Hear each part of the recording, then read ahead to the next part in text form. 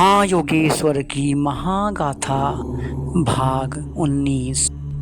परम करुणा निकेतन अकारण दयालु परम प्रभु भगवान की परम दिव्य कथा उन्हीं के श्री चरण कमलों में सादर समर्पित है।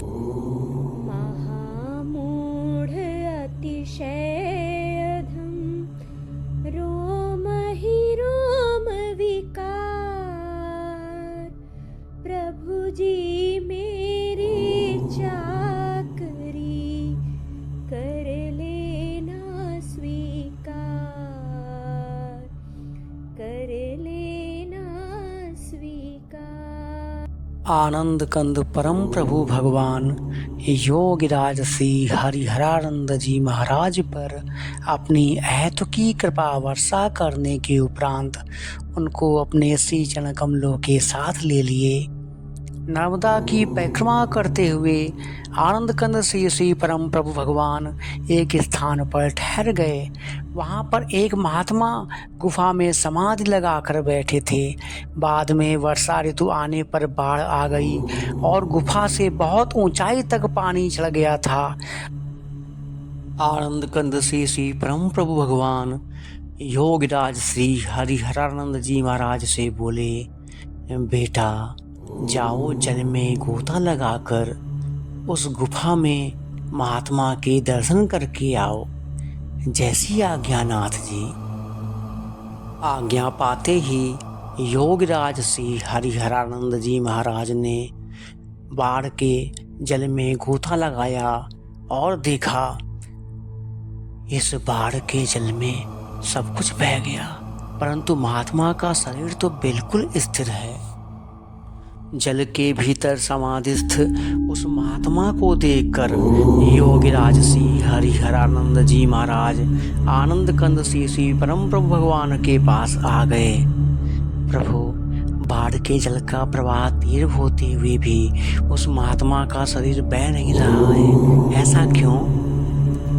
क्योंकि ब्रह्मरंध्र समाधि में अवस्थित योगी के शरीर को जल भी बहा कर नहीं ले जा सकता।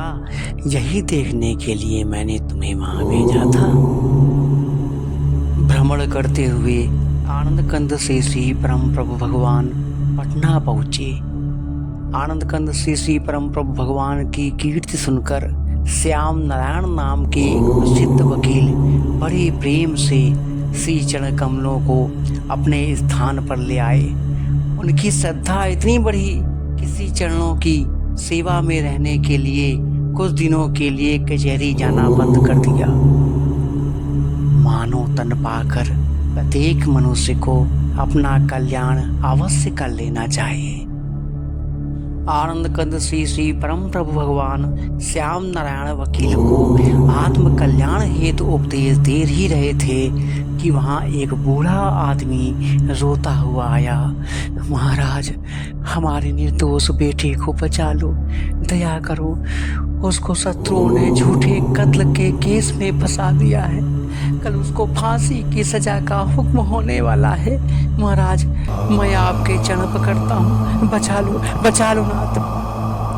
ठीक है, यदि तुम्हारा लड़का निर्दोष है तो उसकी रक्षा अवश्य होगी। कल श्याम नारायण वकील के साथ हम भी कचहरी में आएंगे। जब आनंद कंद श्री परम प्रभु भगवान श्याम नारायण वकील के साथ अदालत पहुँचे तो जज ने श्री चरण कमलों में साष्टांग दंडवत प्रणाम किया और आनंद कंद श्री परम प्रभु भगवान को अपने पास कुर्सी लगवा कर बैठा लिया। तभी एक पुरोहित हाथ में पत्र लेकर जज को देने के लिए आया। जब पुरोहित का शरीर श्री प्रभु जी से छूने लगा तो आनंद कंद श्री परम प्रभु भगवान ने पुरोहित को दूर रहने का संकेत किया। महाराज जी, योगी लोग तो समदर्शी होते हैं, आपने इस पुरोहित को अस्पष्ट की तरह दूर रहने के लिए किस कारण से कहा? ग्रहण में महादान लेने के कारण पुरोहित जी के शरीर में कुष्ठ रोग हो गया है। क्योंकि महादान लेने में पुरोहित जी पूर्ण सक्षम नहीं थे और शास्त्रों में कुष्ठ रोगी को अस्पष्ट बताया गया है। हाँ साहब, ये सच है, मुझे कुछ स्ट्रोक है, मैं नहीं बात छिपाई थी। आनंद कंद श्री श्री परम प्रभु भगवान की बातें सत्य सिद्ध होते देखकर जज को आश्चर्य हुआ। उसने आनंद कंद श्री प्रभु भगवान के कहने से मुकदमे की पूरी जांच की तथा श्याम नारायण वकील ने भी ठोस दलील देते हुए ब्राह्मण बालक को निर्दोष सिद्ध कर दिया। पूरी जांच करने के दौरान अपराधी निर्दोष सिद्ध हुआ, इसलिए उसे आज बाइज्जत बरी किया जाता है। इस घटना के बाद हरिहर राय जज के मन में बड़ा भारी वैराग्य उत्पन्न हुआ और उन्होंने उसी समय इस्तीफा लिखकर अपने बड़े हाकिम को दे दिया तथा श्री प्रभु जी के श्री चरण कमलों में आ गया।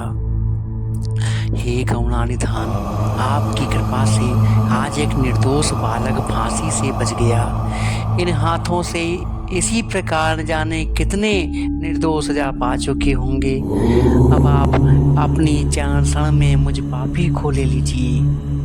यह कहकर हरिहराय जज आनंद कंद श्री प्रभु जी की स्तुति करने लगी। चरण कमल दंडवत सर्वदा पद पंकज लीन्हो लिपटाय। जब आवहु विभु घाट तुम्हारे दीनो भव सागर उतराय। महायोगेश्वर की महागाथा के अगले भाग में हम देखेंगे कि आनंद कंद परम प्रभु भगवान राम रति का उद्धार करते हैं। जय श्री प्रभु जी की।